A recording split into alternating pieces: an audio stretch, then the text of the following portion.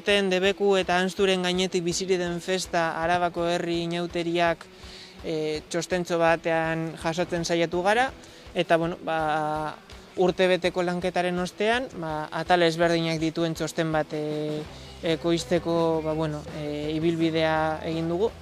Bertan aurkitu daitezke, planteatzen ditugu helburu batzuk, baita ere proposamen bat.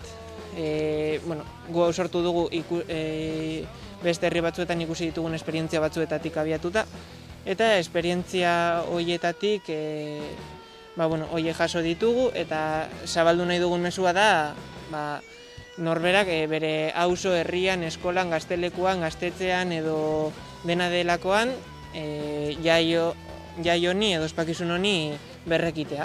Horretarako, ariketa batzuk ere planteatzen ditugu, interesgarriak direnak egiteko taldean, eta uste dugulako ekimen ederra eta gainera oso interesgarri izan daitekela, gainera gazteek har dezaketelako ardura ekimena antolatzeko besteak beste.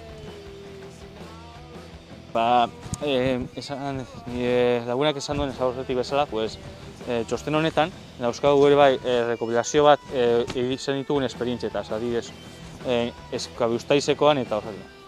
Euskabustaizekoa esan dut lehenengo, zegatik hori izan zen lehenengo esperientziako parte hartu genuena beste herri batean. Eta beste horretan parte hartu genuenean, ikusi genuen bertako jaia, honen gure herrian egiten genuena ezberdina zenez, saiatu egin gara 2017-dik, hori izan zen parte hartu genuen urtea, bertan, gure herrira berriro zabaltzen. Eta, honetan ere bai, preste hartu dugu beste herriek nola ospatzen dituen bere jaiak, baina txosten honen bitartez, gu luzatzen diegu beste herri batzuei horrelako jaiak berriro berpizteko. Txosten honetan hau informazioa gehitzen jarraitzeko, sorginaren abildura gmail.comera eskatzen dizugu alba duzue informazio gehiago sartzea. Txosten hau ez da itxia izango, ireki izango da informazioa ematen dugu talde guztiei. Eta urteetan joango gara txosten hau irekitzen eta gehitzen informazio horrekin, eta eskerrak eman izkiet proiektu honetan parte hartu zen talde guztiei.